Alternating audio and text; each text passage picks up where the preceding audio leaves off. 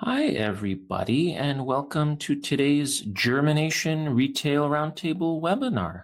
My name is Mark Zinkowitz, and I serve as editor for Germination, and I'm happy to be your host today. Today's theme is Variety Trials, Determining a Path Forward. We'll hear from 5 experts who will talk about the importance of regional variety trials, recent changes to the RVT framework in their province, and how they're successfully ensuring a bright future for regional variety trials in their region.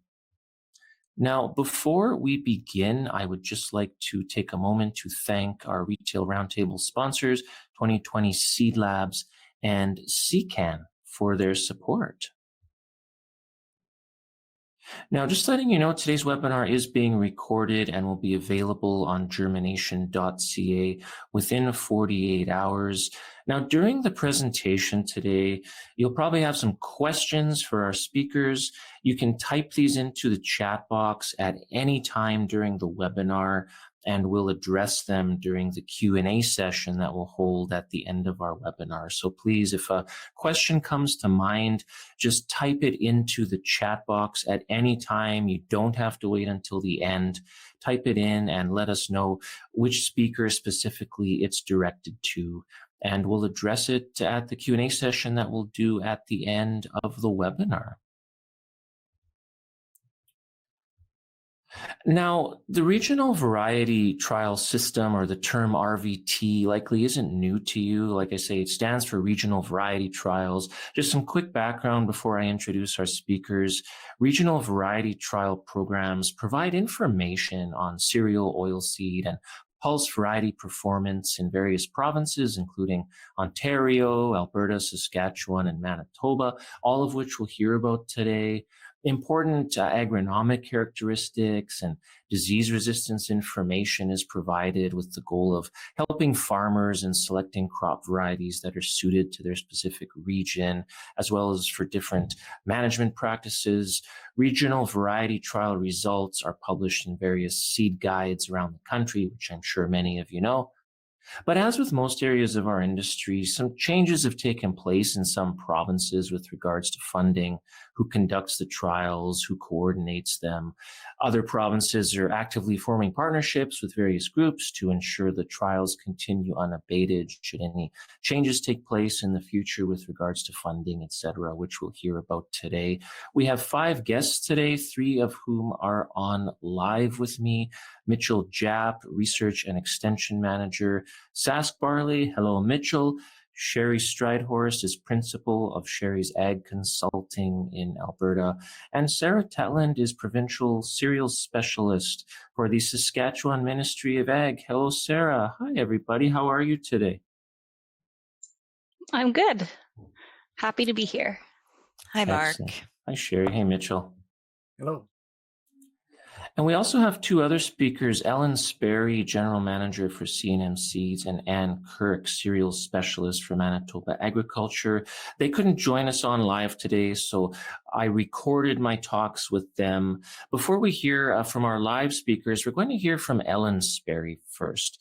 Now, Ellen is going to sort of set the stage for us in regards to the Ontario situation, provide some history, how things have changed in that province and some of the challenges that they faced and how we're dealing with them. Now, in addition to being general manager for C&M Seeds in Palmerston, Ontario, Ellen's also president of Seeds Canada, and she's also the coordinator for Ontario's regional variety trials. Like I say, she's going to give us a history of some of the big changes and what the future might hold. My talk with Ellen actually turned into about a 20-minute chat. I've cut it up into about 10 minutes here for the sake of time, but for the recorded version of the webinar that you'll all get a link to after the webinar, you'll be able to watch the full in-depth conversation at that point. So without further ado, I'm going to play my chat with Ellen, and then we'll hear from Sheri Strydhorst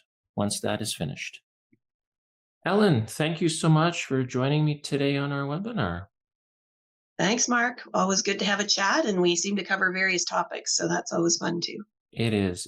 So today we're talking about variety trials cross country, Ontario, Western Canada. And I wanted you to I'm hoping you can kind of set the stage for us because you've been doing this now for around 10 years, I believe. You'll be talking a little bit about the history of this, but you have a lot of experience with some of the changes that have happened in Ontario with regards to how the variety trials are conducted, what's worked, what's been a challenge, etc. I'm curious if you can start off, by giving us a little bit of a history of how the variety trial framework in Ontario has changed and how you got involved and how it works exactly. Can you sort of give us a little historical synopsis of how these changes came about and how you got involved as a result? Sure. So you tested my memory a little bit, Mark, and that's, I kind of like going back and reflecting on how we got to where we are. So it was kind of an interesting exercise for me as well. So I have been a participant and a member of the Ontario Cereal Crop Committee going back to, the mid 80s. Started my career in cereals and participated in the committee right away. So it's been very interesting to watch how it's all evolved to get us where we are. So I would say back in the mid 80s, the focus and the mandate of the committee around trials were really, I think, more geared to generating that registration data. And at that time, coordination was by AAFC staff in Ontario. And somewhere again around those mid 80s, I think in the East in particular, those AAFC stations had some funding cuts go on where it resulted in them no longer being able to look after that coordination. So, the next stage then, mid 80s to I'm going to say around 2000, trial coordination and the resulting reports. And again, I believe still a combination at this point of commercially available varieties along with lines that needed to generate that data for registration support. So the trials were coordinated and the results printed, or reports printed at that point by the University of Guelph looked after that. I think we called them regional trials then. We hadn't really evolved into the performance trials of today. And that information was made available in an annual report called the Ontario Progress Report for barley, oats, and wheat. And that was accessible to anyone. I think there was a basic charge of like $10 to cover just the publication of that, but that was available even then, but did contain info on commercial availables and pre-commercial availables. So sort of what changed around 1999, 2000. So going back in history again, I think that was when we went through, I'm not going to say it was the first variety registration review, but there was a review at that time. And along with that, there was also, the committee did a review of their changing role and their mandate and how they really could move forward to ensure Ontario farmers had access to the best possible varieties and also the best data on performance on those varieties moving forward. So a couple of other things that happened, the committee, there was an increasing role by the private sector in breeding and variety evaluation. So we had that along with the public sector. And also, again, we saw a decrease in public sector funding in both research and service. So agronomy, both federally and provincially. So it was sort of a combination that resulted in the committee making a change. So 1999, we implemented what we call the performance trial system. So that has continued on to today, and reporting. So those trials are only for post-registration or commercial or just very pre-commercial, or not pre-commercial, sorry, commercial lines. And testing for registration data purpose was separated out. So it is a different thing now that we look after through the committee. So then from 2000 to 2010, performance trials were still coordinated by the University of Guelph, and OMAFRA, like our public extension group, took over publication of that report. So the last change, I think, not that we still aren't evolving, but the last big change in 2010 saw more changes in funding availability. So more cuts, I think, to OMAFRA to being able to print that report, and also some retirements through the University of Guelph. So 2010 actually is when I took over as trial coordinator. And then again, there's some other things that have happened, but that really, 2010 was the change to the system that we're using now. It sounds like there's a lot involved in this. As coordinator, what are your duties? What are you responsible for? Just making sure everybody's doing what they're supposed to be doing. So, so yeah, overall coordination, I would say. So I'm setting timelines of, say, when varieties need to be entered, and we'll get into a little bit of how that goes. We do have a website called gocereals.ca. So I set up timelines when sponsors have to enter their lines on that system, when seed needs to be shipped. I confirm locations every year just to make sure all our cooperators are good to go. Get the guidelines posted to the website, and then work with trial cooperators and sponsors, providing assistance where I can. We do inspect the trials every year, the performance trials. So I'm working to set up dates for that, and then present data at we have a couple of meetings a year, one for winter wheat and then one for spring cereals. So I'm presenting that overall data to the committee. What I would say though, it's a team. While I'm maybe the face kind of the trial, the public face for sure, it is a team. It's a great example of public-private cooperation. The trials are run according to cereal crop, the committee guidelines, which again are put together with input across the sector, and that involves public-private. We have our soil and crop is involved. It's a full group, and users as well. And then, of course, couldn't do it without our trial cooperators. We do have a data manager who actually does the final, assembly and analysis of the data, and then our webmaster who looks after getting everything on the website.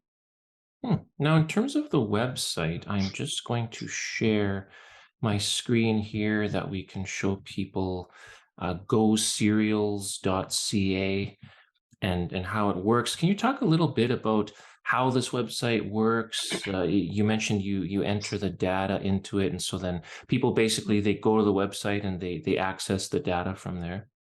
Sure. So what you're looking at right now is the public-facing page, and then we do have a back section, I guess, or back segment for trial cooperators and sponsors and members of the committee. So for the public, though, up in the top corner where it says performance trials, that is where they can go to on the left, I guess. They can go to access all the reports. We do print by area across province, and we do yield. There's also yield is across areas and multiple years. There's also agronomy data that's generated each year, and fusarium data. And then if people want to see longer term data on, let's say, the agronomy side, they can go to the head at the top. Yeah, it lists the distributors of everything there as well. Head to head at the top, you can select which varieties you want to compare and which traits you would like to look at. So this is all accessible information to anyone going to the website. As well, there's historical performance reports. So I'm a bit of a paper pack rat, I would say. And I had those old copies going back to 1988. I think if people click on, I see Seymour Historical, I think it is. But they can access data going back historically as well.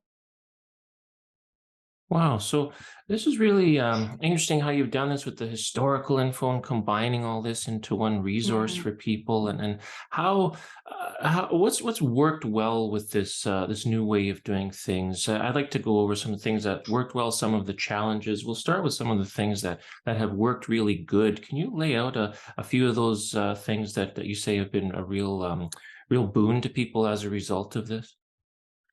So I think really, we're doing this again for information for producers of the province. And I think having that cooperation of the committee and all those voices at the committee.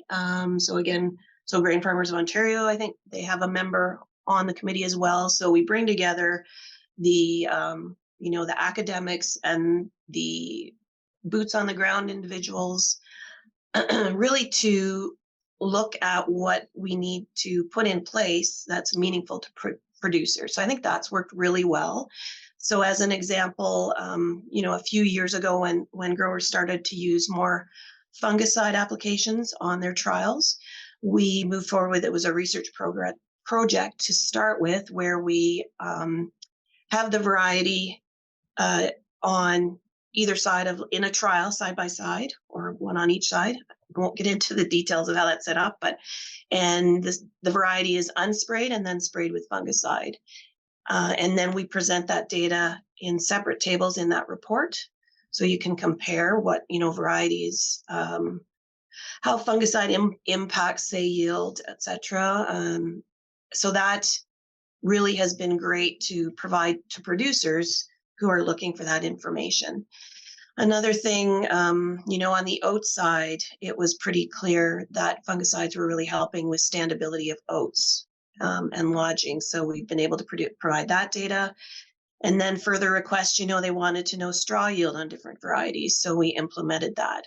So again, I think that interaction between real world and what we, what they want to see and what's valuable has worked really well. What about some hurdles that you've gone through that maybe you're still going through that you're trying to get over? Are there some challenges that you've encountered as a result of this new way of doing things? I think challenges, sometimes, well, let's go simple one, funding issues, right? Again, the trials are self-sustaining, so to speak. So they are funded by sponsors who enter the trials. And we also are very grateful. We have some financial support as well from Grain Farmers Ontario, along with BSF Bayer and Syngenta, like towards those, we call them intensive trials, those fungicide trials and the straw yield measurements. So, but again, it's for those running the trials, right? It is an added work. So, when we see funding cuts and challenges and workloads and staffing, I would say that that presents some obstacles from time to time. Again, great cooperators, and we managed to get through that. Weather, obviously, for everybody, but it can play havoc with valuable data. And how do you manage that? I would say it's been we're a great group, very cooperative, and overall the hurdles, been able to overcome them. So, and I think for everybody involved, trial cooperators, when we do those inspection trials, we try to work it as well as a bit of a learning, when we see something, what happened, where do we go from here type of thing. I'd like to touch on data quick. You mentioned some challenges surrounding the data, and I understand in addition to the website, you also have various seed guides in Ontario. And in terms of the data, who owns that particular data? How is it shared? Can you kind of walk us through how you distribute this data to people? Yep. So the data of those performance trials is owned by the committee, I would say. So we do have publication guidelines, so people can, excerpt that data or use that data, but they do have to do so in a certain way. So they do have to present all the varieties, et cetera. And then you mentioned the seed guide. So just in the last few years, I'm very grateful to the Ontario seed growers who I think sponsor that guide, and they take they ask us to provide, the tables that we have to insert into that guide. Again, they're using the tables that we present on the website to put in there along with all the other crop kinds. So I think that's been a valuable piece for producers to have that all in one guide. But yeah, the data of the performance trials is the owned by the committee, I would say. And again, I think, not that we don't, just ensures that the data is presented in the same way all the time. And again, completely accessible to anyone. So when we do those Google searches on who's accessed the committee or the website, it's globally that people have come on just to see. So Yeah, and then that's a question I get a lot is how do we ensure access of the data to people who Mhm. want it? Farmers especially often Right. ask, how can I ensure I get access to this? Can you talk Well, for a minute about that? yep. So I'm not sure it would be in our best interest not to share the data. That's the first thing. We generate it for producers. And again, that's where it's very valuable to have those voices on the committee letting us know what's valuable to them. Again, sponsors are paying to enter the trials to generate this data to share with their customers. So, moving forward, I know you're going to have a discussion with the provinces, the Western groups, as you go forward, and they're trying to figure out how to do things. But um, for us, it's been very handy to have the website to disseminate that information and again make it public. So I don't. It would completely not be in counter to what we're trying to do to not make sure that data is available and the best data possible, which again is where our data manager, as I said, so the process is trials go in the ground, trial cooperators are maintaining and doing that job for us and letting us know if there's problems, and then through the inspection trial it is open to anyone now that we're back out of COVID anyway, to come and along with us and look at those trials. We inspect to make sure everything meets guidelines, that the trials are in good shape, that we're going to get valuable data. The cooperators then log into the backside, they upload that data in plot form, and then our data manager, does a further deeper dive looking at stats and how that data looks, if it looks valuable.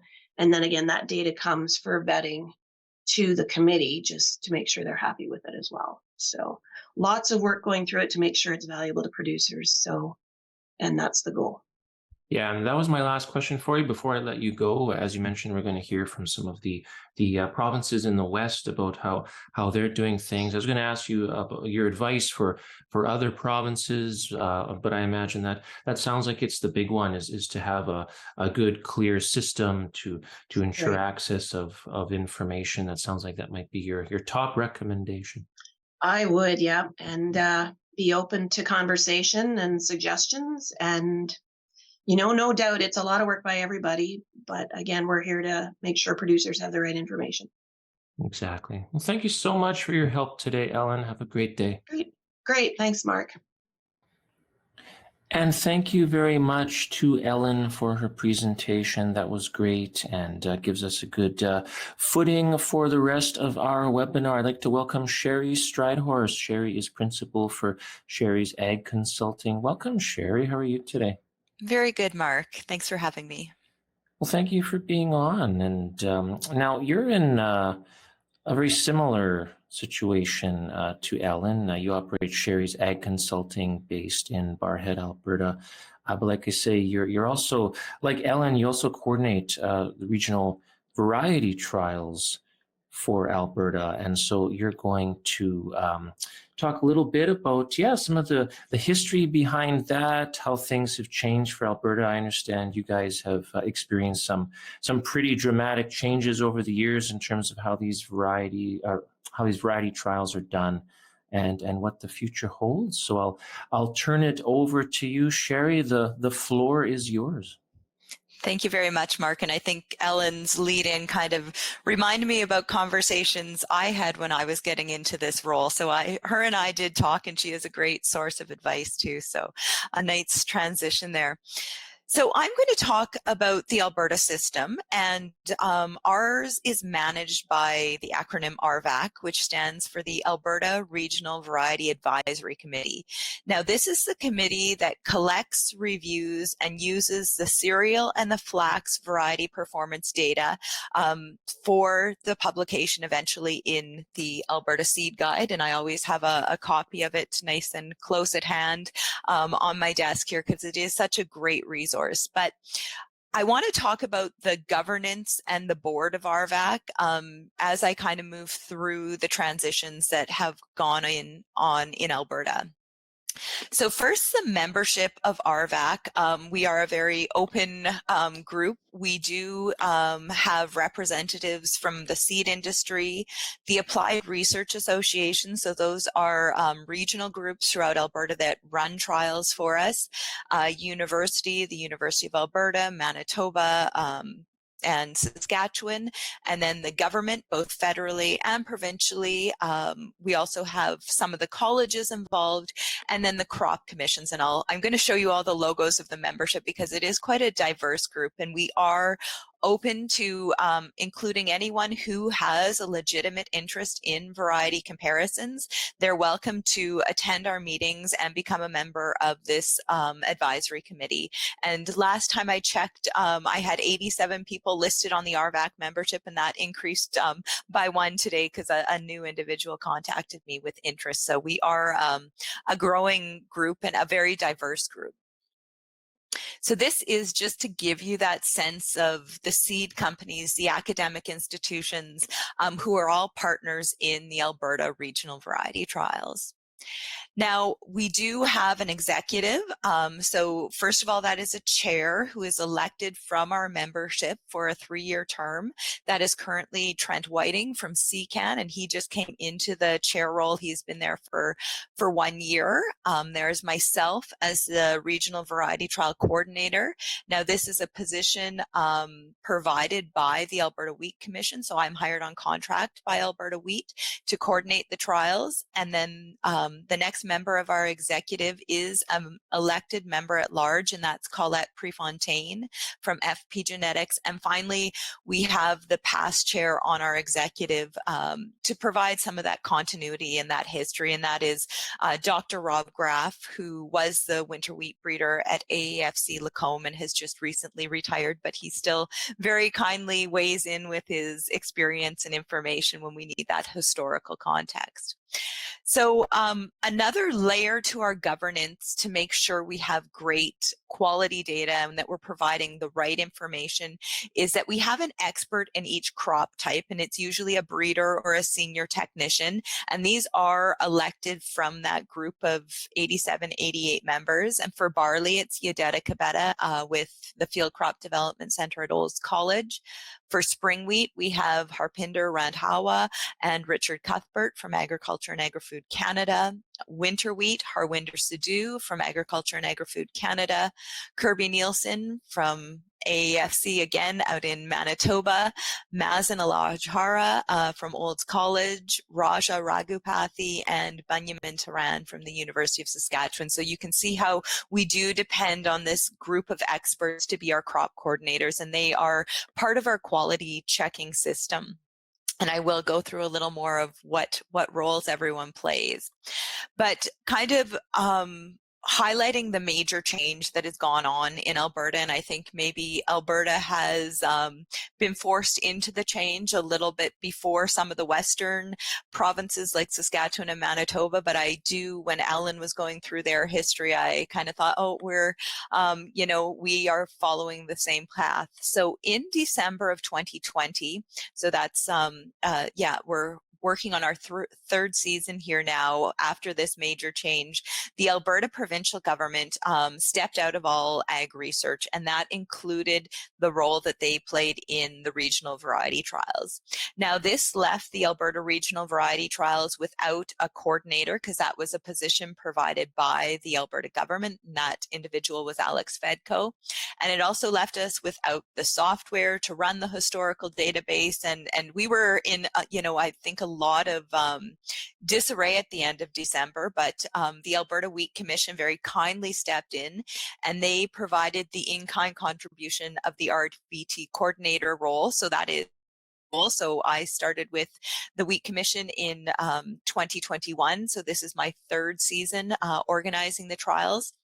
And the Alberta Wheat Commission also provides in-kind support for travel to go and inspect the field sites and things like that, and they do the finances. So it is also under Alberta Wheat's leadership that I've applied for financial support for the program to kind of bridge some of those gaps that were left. The Alberta government used to do the seed setup. They used to do the statistical analysis, pay programmer fees, and we have since been able to secure provincial funding for that from various sources, and I will acknowledge those in the upcoming slides. But kind of the end of December there to early 2021, the Alberta program was the program was turned upside down in terms of where our resources were coming from.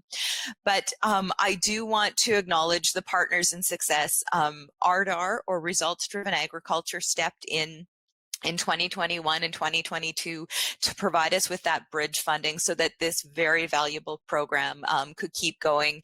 And Alberta Wheat also provided the manpower in terms of the coordinator and things like that. And that's not to say there's not a lot of other partners for the success, but these were the two who stepped in that kind of filled the gap when the provincial government stepped away from the regional variety trials. So in terms of resources, we do have a number of financial contributors in addition to the big funds that we receive from RDAR. So seed companies, when they want to enter a variety in the Alberta program, they pay $1,400 per entry per year. And the variety is entered under the condition that it is tested for at least 3 years. If a seed company or a seed distributor wants to test for a 4th or 5th year, that is an option they have if they are willing to pay that annual fee. And we do not publish data until we have at least 6 site years of data generated over 2 growing seasons.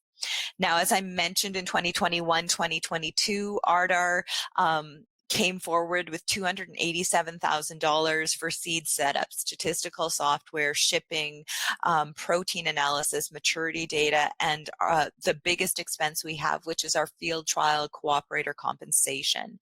And then we also have great financial support from the Alberta seed processors, Alberta British Columbia seed growers, Alberta oat growers, and then that in-kind contribution, as I mentioned, my role from Alberta Wheat, the travel associated with it, financial admin, our crop coordinators from all the different academic institutions, and then the in-kind support that we get for publishing the results of all of this effort in the Alberta Seed Guide.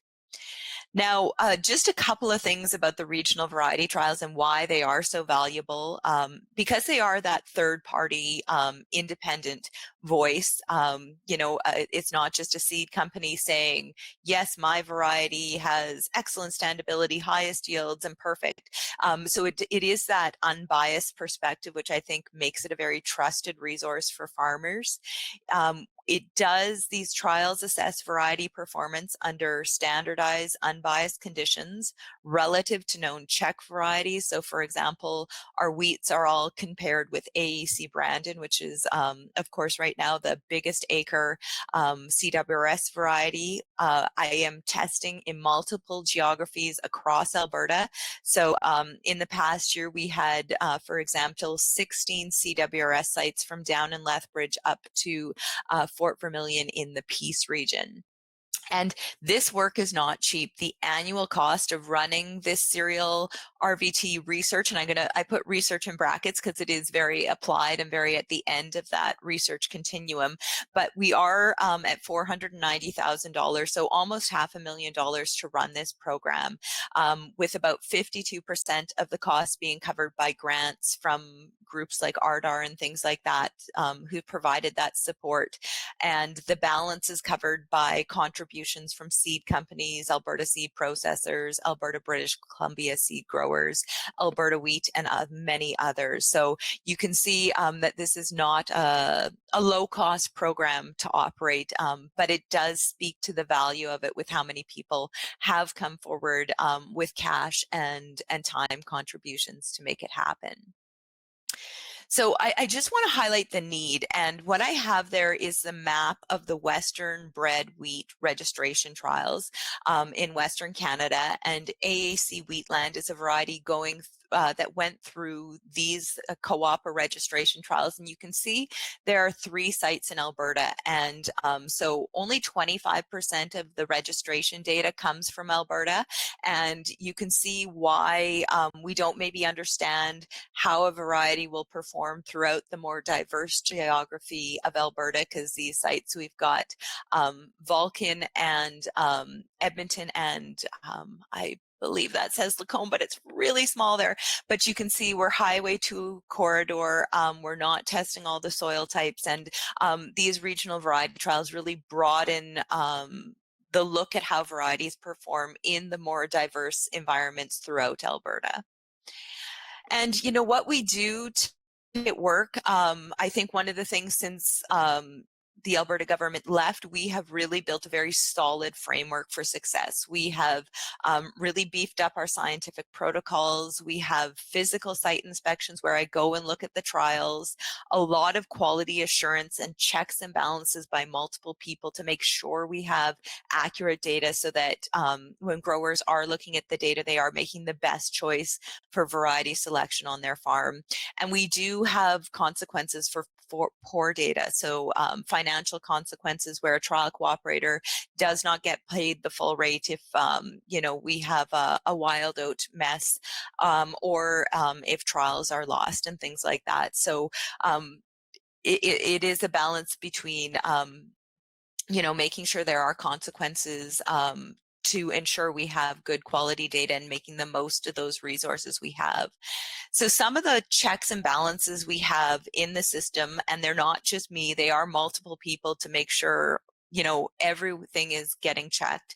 I do a physical and site inspection. So you can see here is a site at Westlock. I would go through, make sure weed control is good, the varieties are in the right spot, things like that. Then the people running these trials check the data as they're entering it.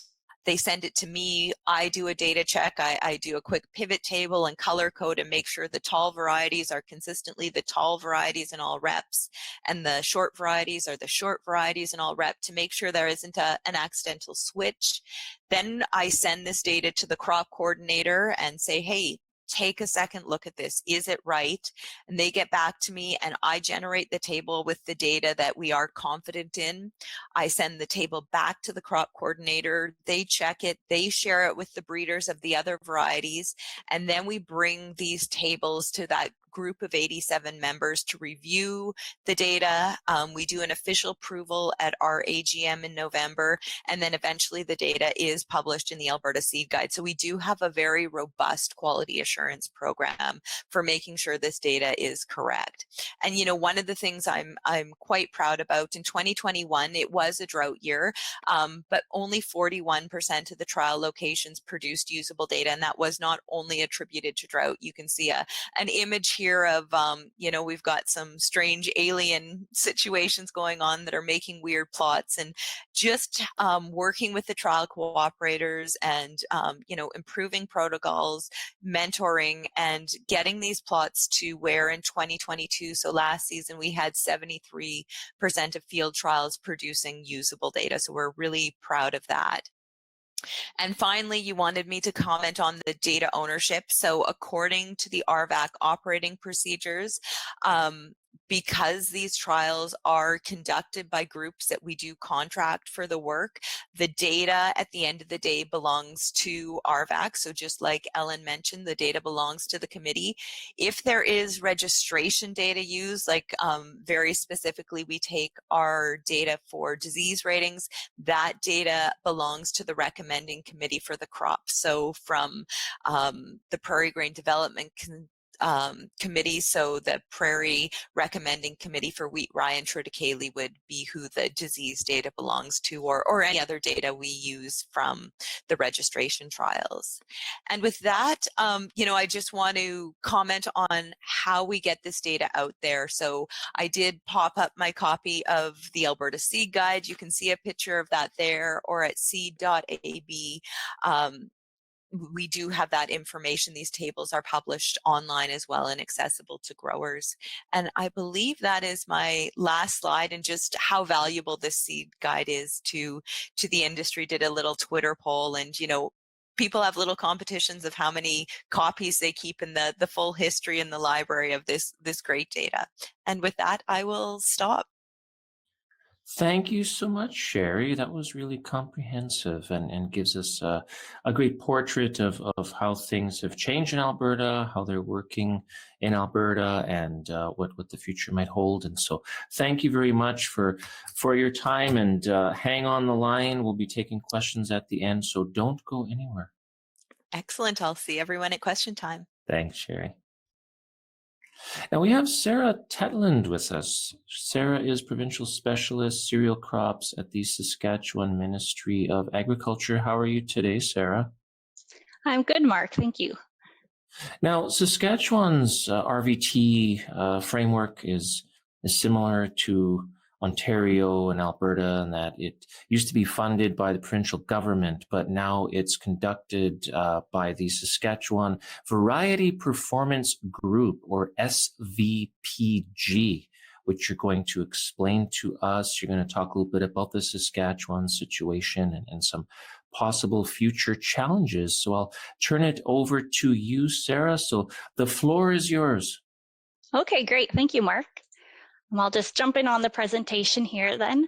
As Mark mentioned, my name is Sara Tetland. I'm the cereal specialist with the Saskatchewan Ministry of Agriculture, and I'm based out of Regina. So my role in the regional variety trials is as the lead for the Saskatchewan Variety Performance Group. And I'm also the secretary for the Saskatchewan Advisory Council on Grain Crops group. And I'll go into a little bit more detail what these groups do in the rest of my presentation. So quick outline for what I'm going to talk about today is the purpose of the regional variety trials, the history of the trials, how the current process works now, and then also potential futures for the trials.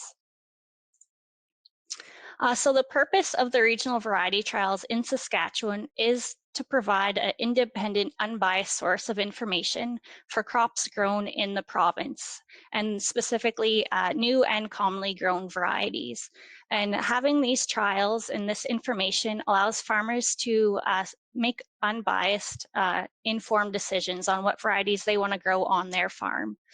And you can see here on the right-hand side, it's fairly small, but that's just an example of one of the tables that we have published. So that's for malting barley. We have tables for all the different commonly grown crops in Saskatchewan available in the publication.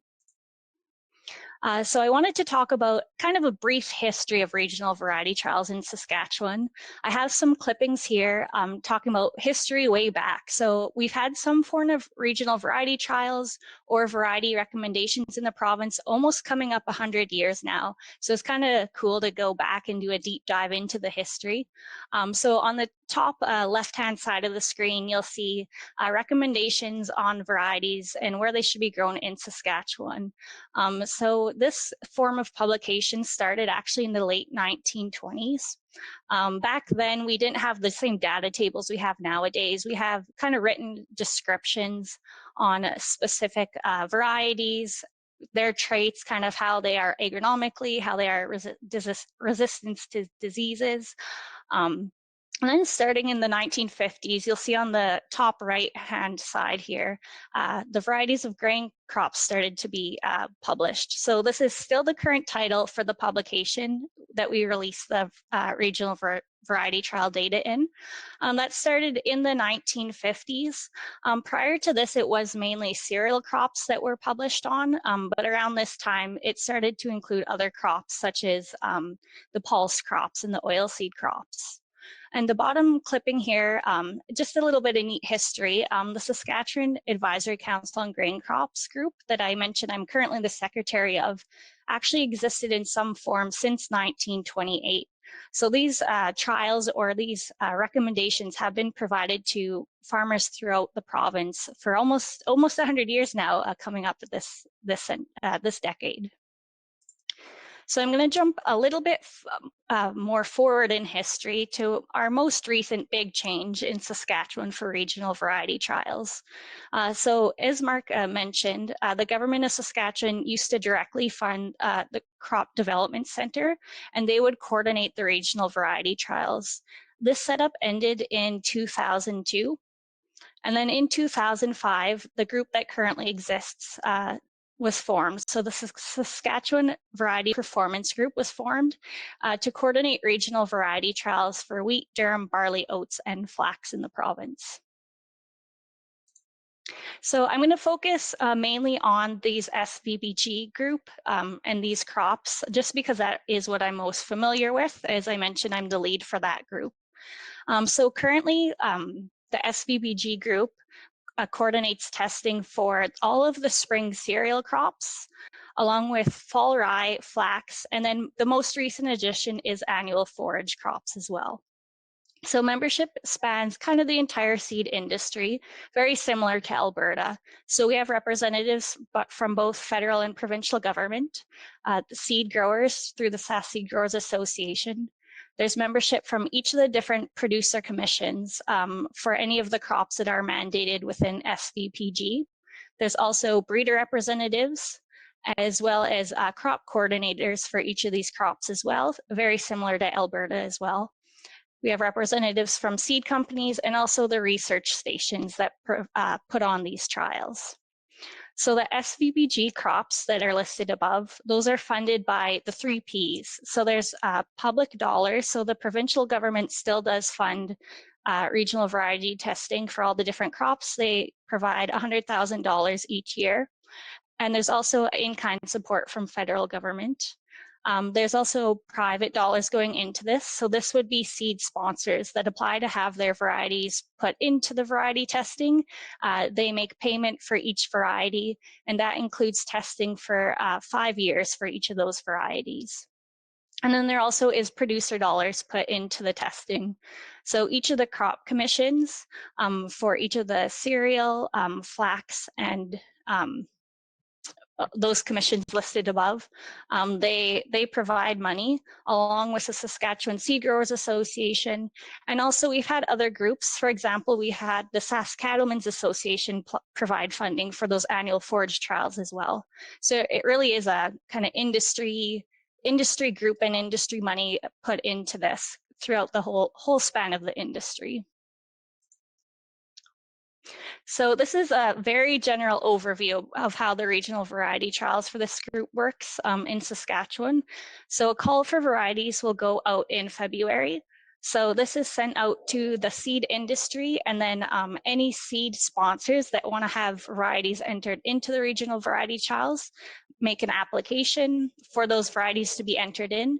And as I mentioned, once those varieties are entered, they are within the regional variety testing system for 5 years. And for annual forages, it's for 3 years. So around that, the deadline is end of March, actually. So kind of around end of March, early April, the seed companies will ship their seed to, we have a seed and data coordinator. And then that seed is distributed to the research sites throughout the province.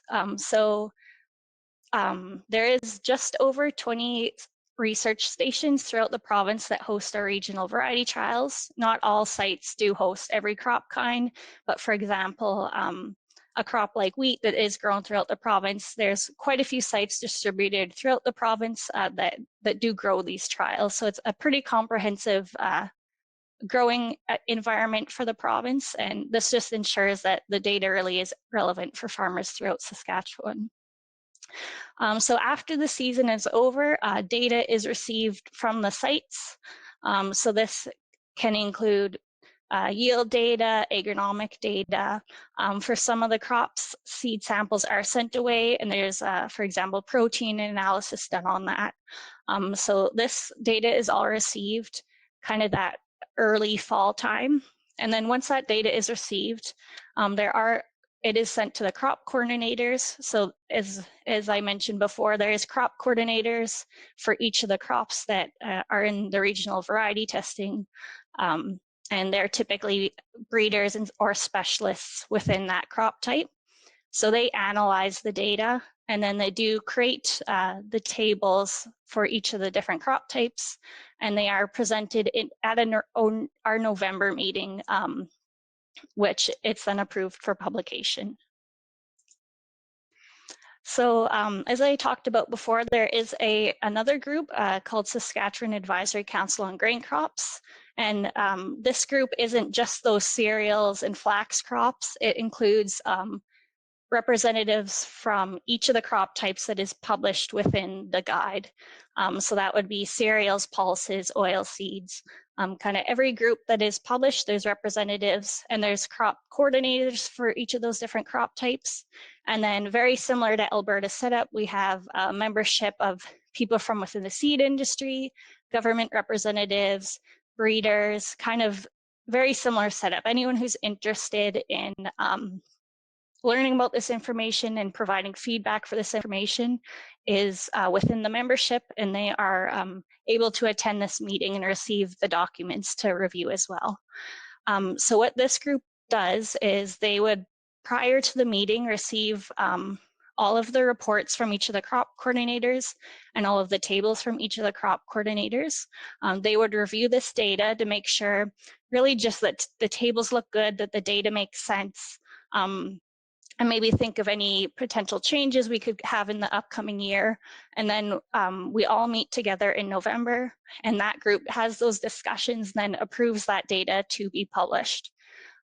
So you can kind of see at the bottom slide there, the publications. So the data tables specifically are within the Varieties of Grain Crops publication, which is a Saskatchewan Ministry of Agriculture publication, which is printed within the Sask Seed Guide, which is a Sask Seed Growers Association publication.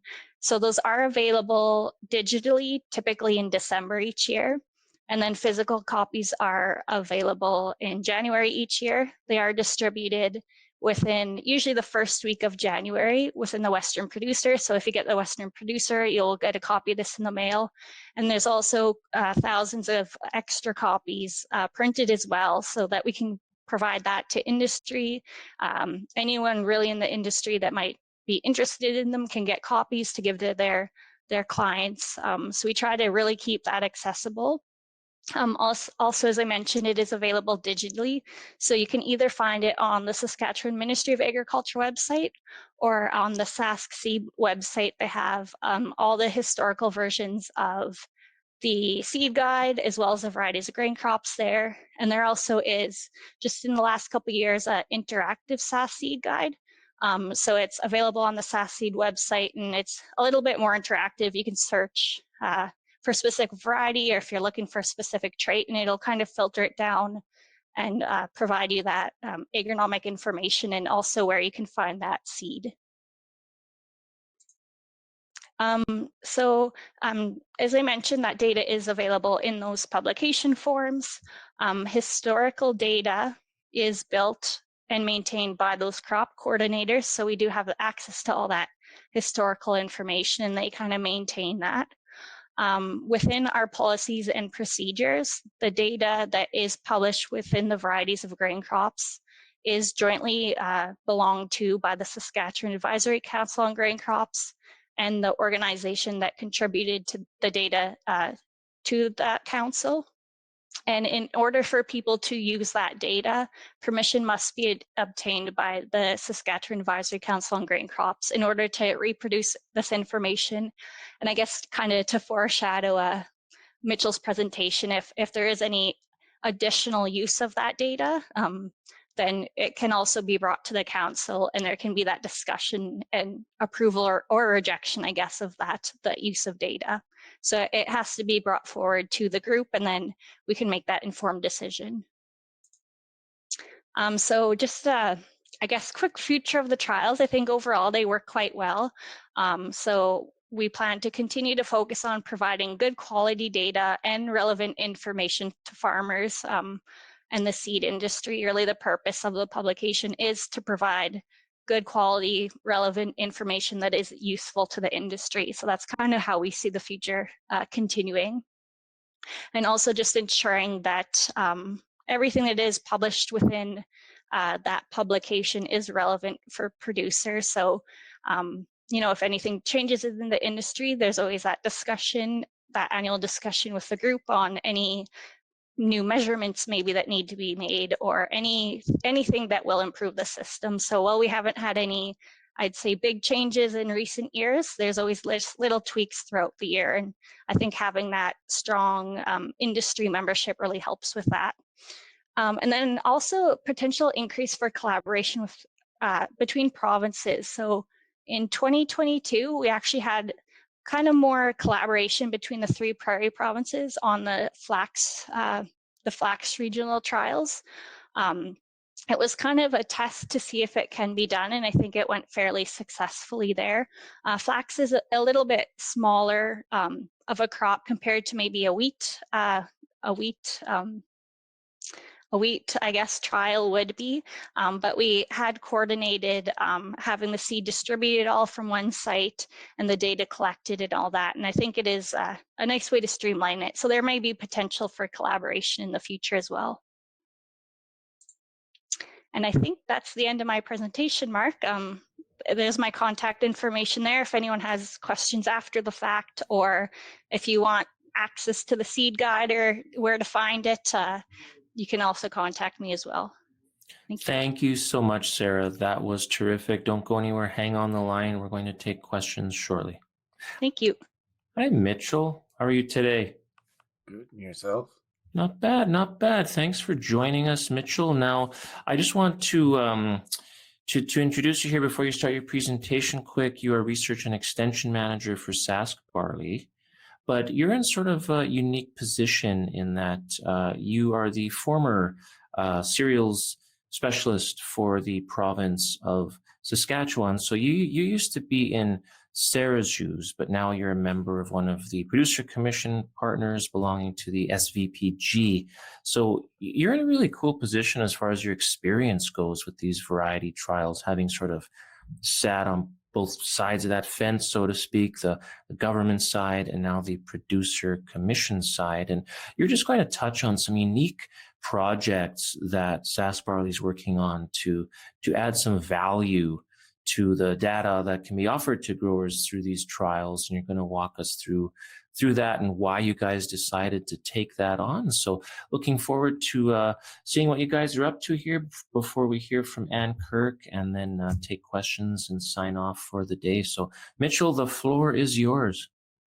Thanks very much, Mark. Appreciate it. And absolutely. My presentation I've titled Yield Comparisons and Beyond. And you know, I came up with a title and couldn't help but think of the comparison to the Pixar movie Toy Story and Buzz Lightyear to Infinity and Beyond.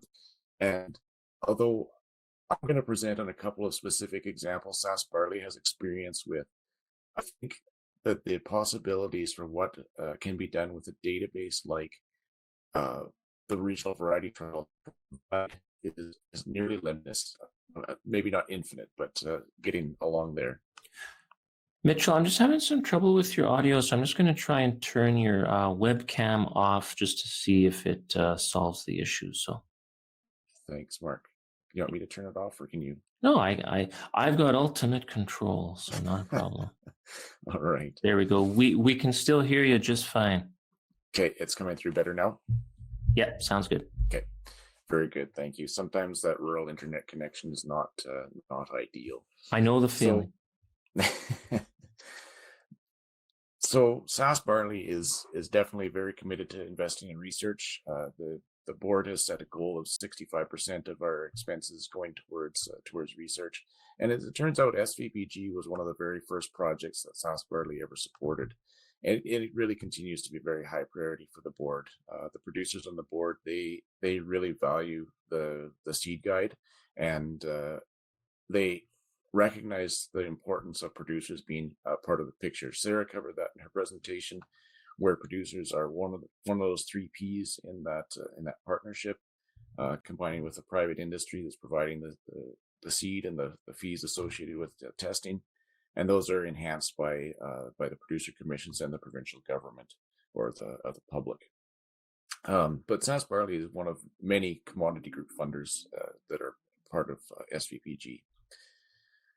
So with that, we've got our projects that we're focused on here. We're just about to enter into the 3rd year of the the Western Canadian Field Trials Project, that's been led by the Canadian Malting Barley Technical Center.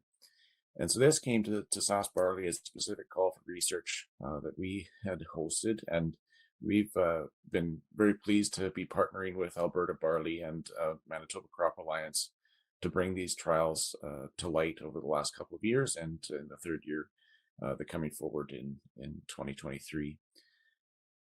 What the issue is in the barley industry is a very slow transition from the old malt varieties to the new malt varieties, where we still see Copeland as a 23-year-old variety being the dominant malt variety, and we'd like to see a little bit more rapid transition. And so one of the tools that is being worked on through this project is having that broad range of environments across the entire prairies with consistent production practices through the regional variety trials that gives the CMBTC access to barley that they can then take forward and do the quality analysis on it from the barley perspective, then run it through in their in-house malting facilities and do comparisons at that level. So it's a really intensive project that they have been focused on here for the last few years.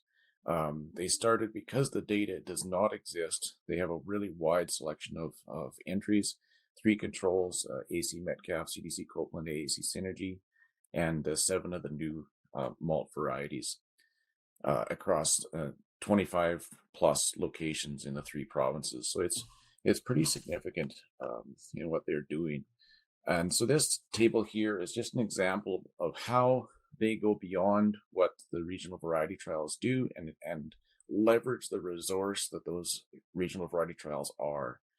So they've got this germination energy, water sensitivity, so all these malt characteristics that they can look at from all these different range of environments, which they are using to promote these new varieties to the malt and brewing industry, so that we can see a transition to newer varieties in the near future. We're starting to see it happening, but we want to also in the industry facilitate that in a more consistent basis than what we've seen in the past. And so they have communication processes that they have on their end, so that's it's integrated with the regional trials, but what they present is separate, and their main output is through the barleyharvest.ca website. And so we'll start seeing the 2022 data start to be populated there in the near future, as they've been working throughout the winter with doing their very intensive quality analysis. But they also have future plans as they move towards the end of the project to be able to look at a variety database so that they can have those very specific comparisons by variety. Right now, it's largely bulked and focused on regional perspective, but they want to take a look at it from a variety perspective. So looking at different statistical analyses that they can do and still present very robust data because of the large data set that they have in leveraging the regional trials, but be very variety specific, and so that information is available for end users and whoever needs to access it, because it's very presented as Sarah and Sheri talked about, as not in an unbiased manner by a third party. So the next project that we've been funding in partnership with a number of other organizations, Western Grains Research Foundation, SaskWheat, SaskPulse, is the alternate analytical methods for evaluating environment-specific varietal performance of various crops in Saskatchewan. So there's 8 crops that they're going to look at in this project, represented by the various commodity groups funding the project. And what the project is doing is leveraging that significant database that is already there from the yield collection that has been done through the regional variety trials over many years, and going beyond what can be done in in a print publication. So Sarah mentioned that the seed growers, the Sask Seed Growers, has developed the Sask Seed Interactive, which is a very powerful tool for producers to be able to filter through the many varieties that are available and start to look at what they have on their farm and what their priorities are. But it's still based on the print publication. And so what this project is thinking beyond the space constraints of a print publication so that they can look at it from a much more intensive perspective and still have very robust results. So they're doing a few different analyses, and the first, what they're looking at is the stress tolerance index. And so this gives an indication of a variety of susceptibility to stress by comparing the yield reduction of a variety in stressed environments to what the yield is in non-stressed environments. So they start with a comparison of overall trial yield. So if the trial is grown at Swift Current versus Melford, that trial at Swift Current might be stressed for moisture, and that one at Melford might be a high yielding, low stress environment. And so they would then compare how the different varieties perform. And so in order to do that, or the results of that will be that they can group varieties based on desirability. So the ultimate desirability is to have a high stress tolerance and high yield potential. And then that'd be in the corner quadrant of A in this figure. And then other high yielding but low stress tolerance would be in B, and then lower yielding would be C and D, with D being least desirable and C being lower yielding but high stress tolerance. So to give an indication of what the potential risks are in a variety, not just what its potential is. So the next measure that they're looking at doing is a stability analysis, and they're looking at linear regression to do this, again referencing that overall trial yield, so how whole performance does, and then they look at the consistency of that performance across environments. So that's an indication of yield stability. So a slope that was equal to 1 would be increasing consistently regardless of the stress of the environment. But a slope that is greater than 1, so a steep slope like in variety B and variety D, they're increasing as environmental quality increases. So they're more than average. And a slope less than 1 would be like variety C and variety A. They increase less as the environment improves. So that gives an indication of how the varieties perform across the range of environments, not just geographic limitations.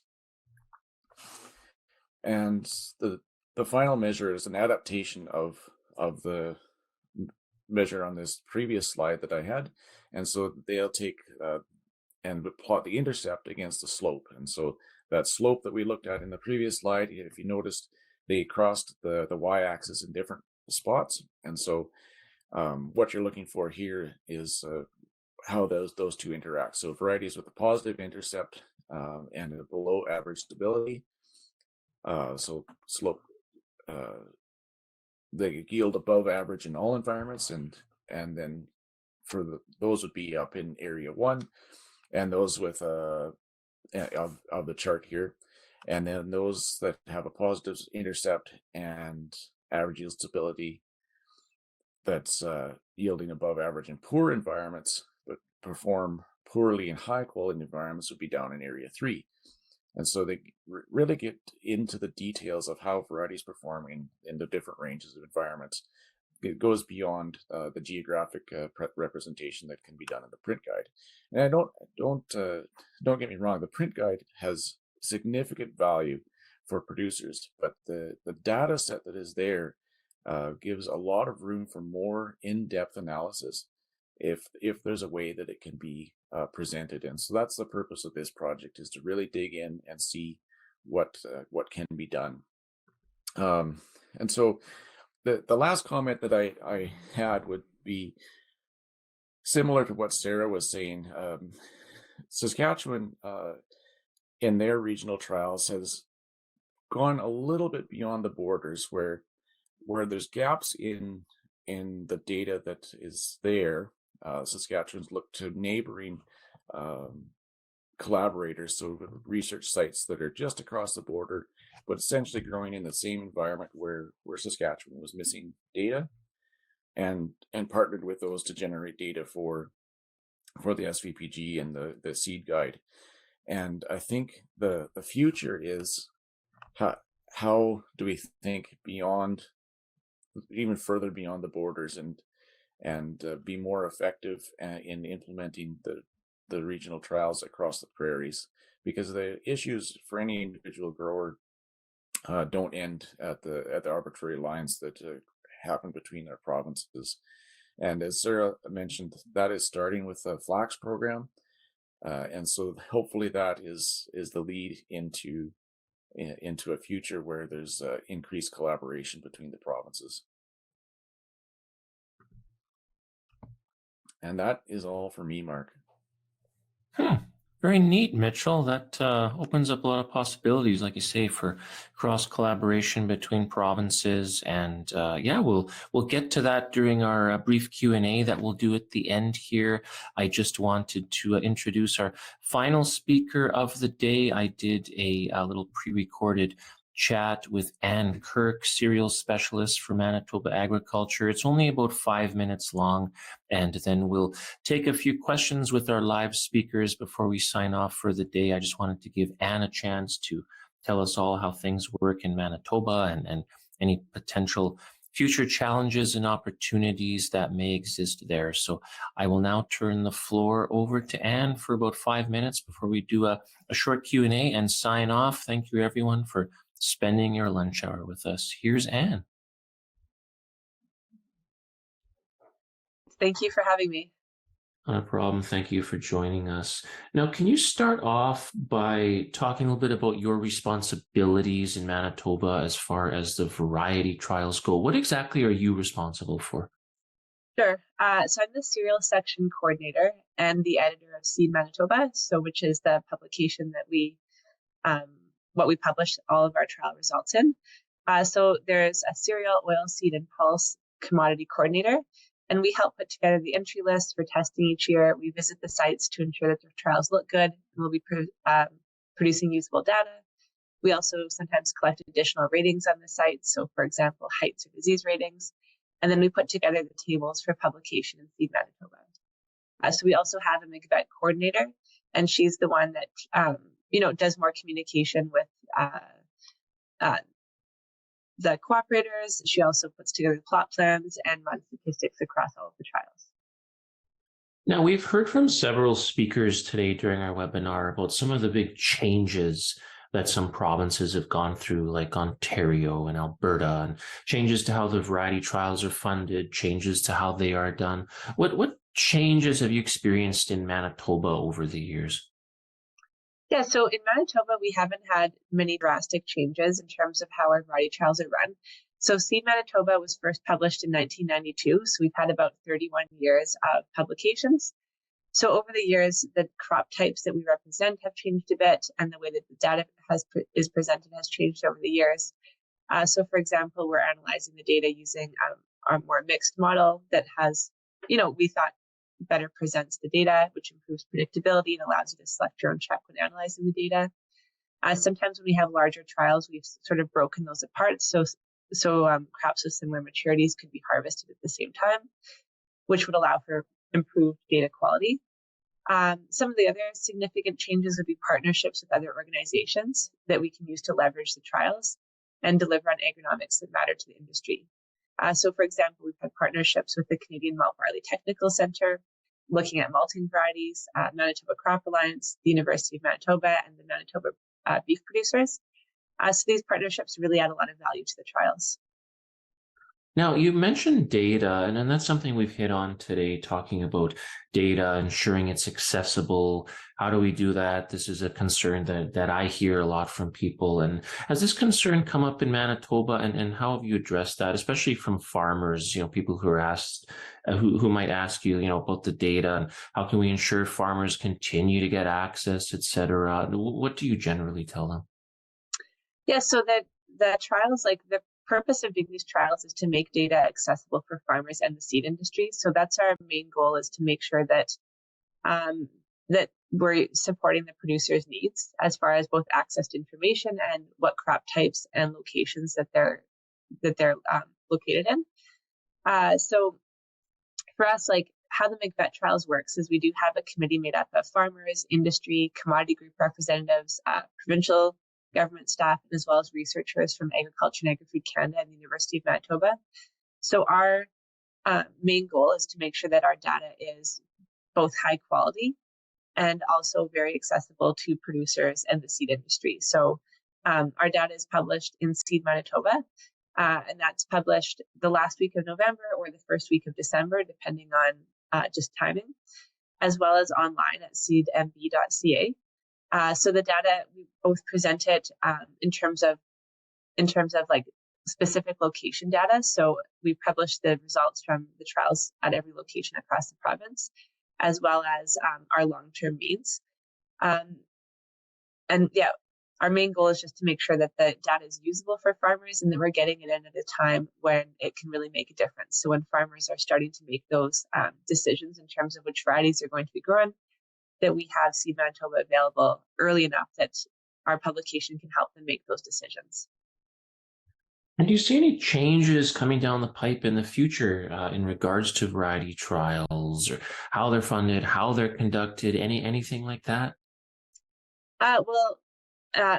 Finances are always a challenge for variety trials. So, I think that farmers and both anyone doing small plot research has known that expenses have increased in recent years, whether it's fertilizer, seed, pesticides, all of the inputs have increased. So, we have great support from the provincial government and the industry.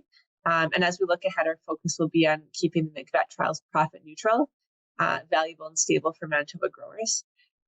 So while finances are always a challenge, our goal is just to make sure that data is always accessible to farmers, and that we're not, losing money in conducting the McVet trials. One difference in Manitoba that is maybe a bit different than some other provinces is we don't have an entry fee for the varieties that are coming into the trials. So yeah, we don't charge an entry fee, but we do rely on both profit sharing from the Seed Manitoba publication from Glacier Farm Media, as well as funding from the provincial government, and then from commodity associations and private industry. And then also funding some associations do conduct trials for us free of charge, as some in-kind support as well. So it sounds like you've gone to a lot of work to create a model that is very, very sustainable. However, like you say, there's always challenges with regards to funding, et cetera. And so I imagine these partnerships that you formed over the years, you probably tend to leverage partnerships with different groups to ensure that these variety trials continue unabated. Yes. Yeah, that's our goal, is to make sure that the more we're working with other organizations, and that if we're able to provide additional value in terms of, collecting more agronomic data, or in the case of the partnership with the Malt Barley Technical Center, where we're able to, evaluate some of those newer malting varieties and provide them with samples to do analysis on, that provides a benefit both ways. So yeah, I think those partnerships are really important and will be very important moving forward as well. Well, thank you so much, Anne, for your time today. It's been great to have you on the webinar to give us some insights about how things are done in Manitoba. Great. Thank you for having me.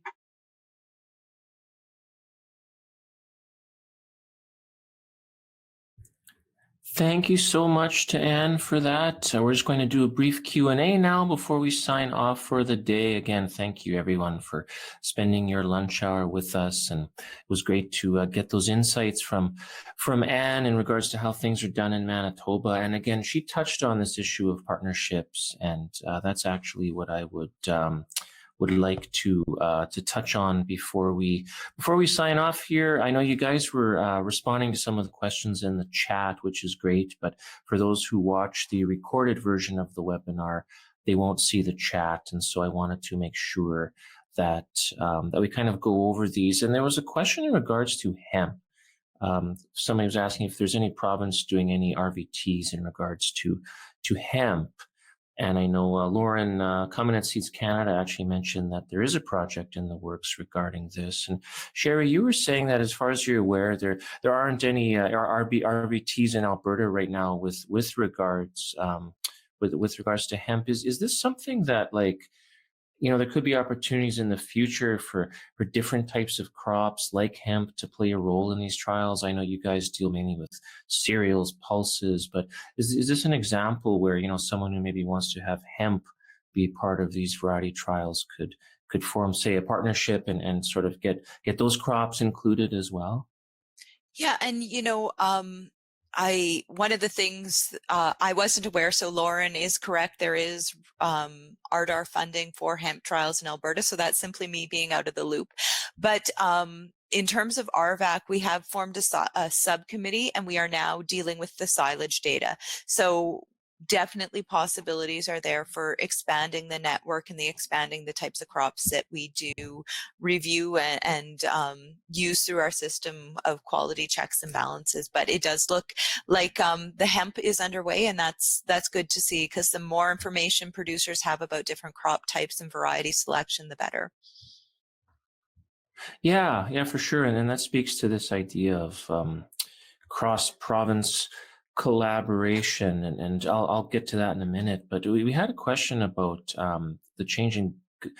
Has the change in government involvement since 2020 in Alberta change how you store and protect data in Alberta? What kind of database is used?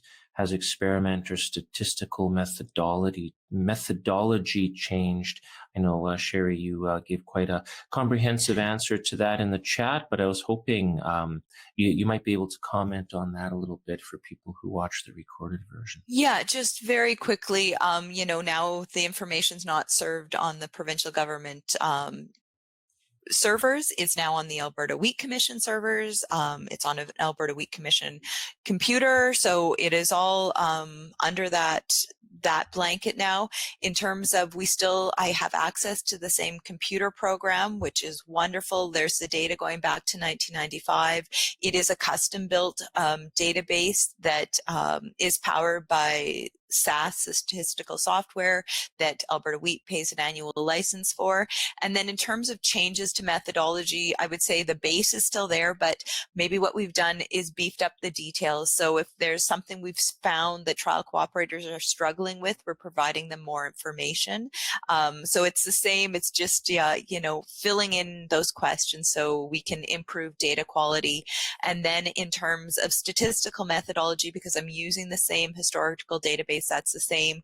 The only difference is that I think we're kind of seeing that need for data sharing, and because we do have limited sites. So in a crop like durum, we are getting some registration data from Alberta and Saskatchewan sites. And for all crops, we are now starting to use registration data as part of our database. And that would be one change that has been implemented in the past year. Now, I'll open the floor here to Sara and Mitchell quickly with some of the changes that have happened in Saskatchewan. Has that been a concern at all? Has anything changed in regarding to storing and protecting data, anything like that? So yeah, I am fairly new in this role. I've been here for about a year now. My understanding is there hasn't really been any major changes. As I mentioned during the presentation, the crop coordinators do kind of host that historical data and do the data analysis. So for example, me as program lead, we don't have any statistical program or anything, or any anything like that. So there hasn't been any changes in recent years, no.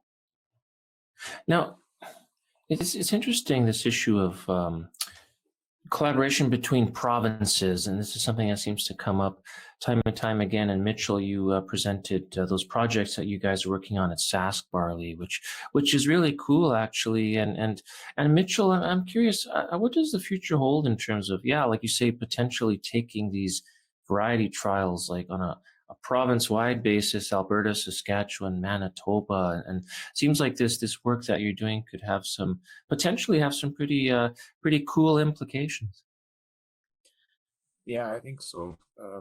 I must give full credit to the organizations who are really doing the work. So the CMBTC is doing the work on the quality project, looking at malt quality, and the Indian Head Egg Research Foundation, IHARF, is doing the work on the statistical comparisons, trying to get a measure of yield stability across the varieties. So they're digging into that data, and I think I'm looking to seeing how that other projects works out. We're starting to see the results of the CMBTC project already, but there's 3 projects that will continue to be more as it goes on. I think you're getting also to the possibility of interactions and collaborations between the provinces, and I think there's certainly willingness amongst the parties, perhaps more so than there's ever been. I think the challenges are that there's every province has a different funding structure and a different approach to how the data is looked at, managed, and released. And so when we start looking to combine, that becomes a little bit more challenging. Facts is that test case subject, and Sheri's presentation, she alluded to using some of the Saskatchewan sites to enhance the Alberta Durham database because they have limited sites for Durham. So I think those small steps will hopefully lead to improvements in the future.